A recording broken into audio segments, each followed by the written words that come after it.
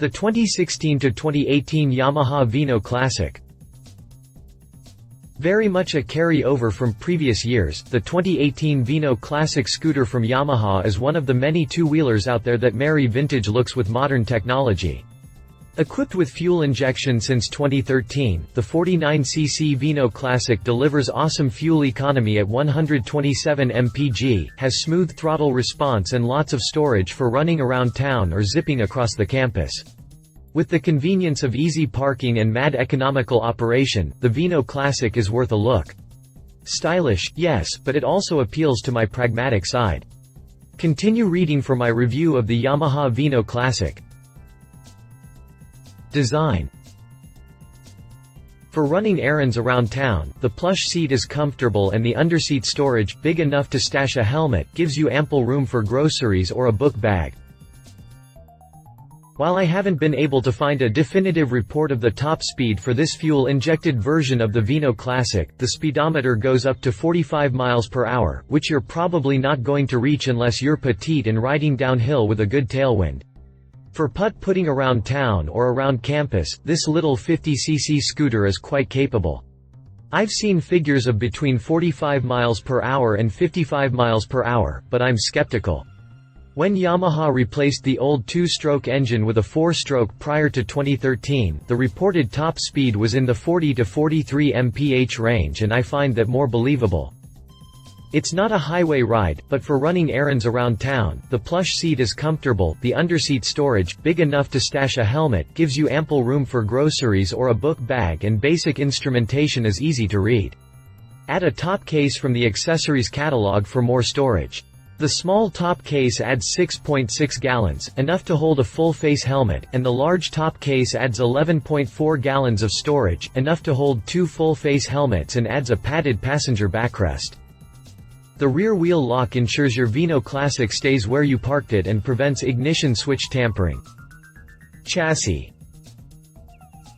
Normally I would raise an eyebrow at anything with mechanical drum brakes on both hoops, but at only 179 pounds soaking wet, it just doesn't need disc brakes. Function had to take a back seat to form on this particular scooter. Since the Vino Classic is meant to invoke a certain nostalgia, the design was somewhat constrained by convention.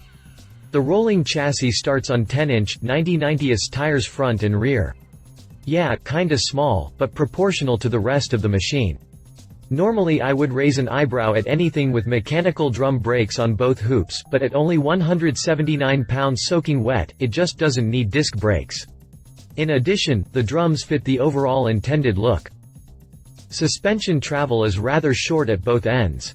The telescopic front forks provide 2.3 inches of wheel travel, while the rear monoshock manages only 2.1 inches. If this sounds a bit firm, just remember this is a street scooter, not a mini adventure bike, so keep it on the road, chief. Drivetrain. This little 49cc one-lung, long-stroke engine gets a whopping 127 mpg, making it an economical commuter. A 49cc, liquid-cooled, four-stroke mill drives the Vino Classic. Before you scoff, remember that this little one-lung, long-stroke engine gets a whopping 127 mpg.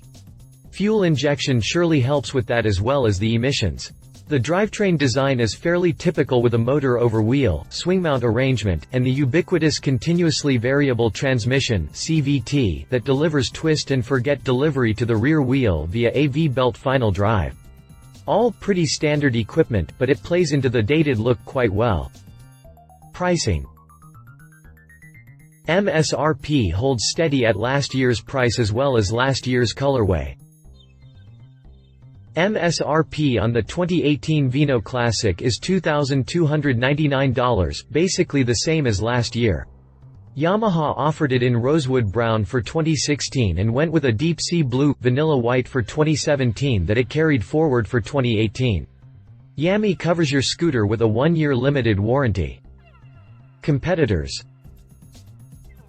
It might be outclassed going up against a Vespa, but the Kymco seems more in the same league.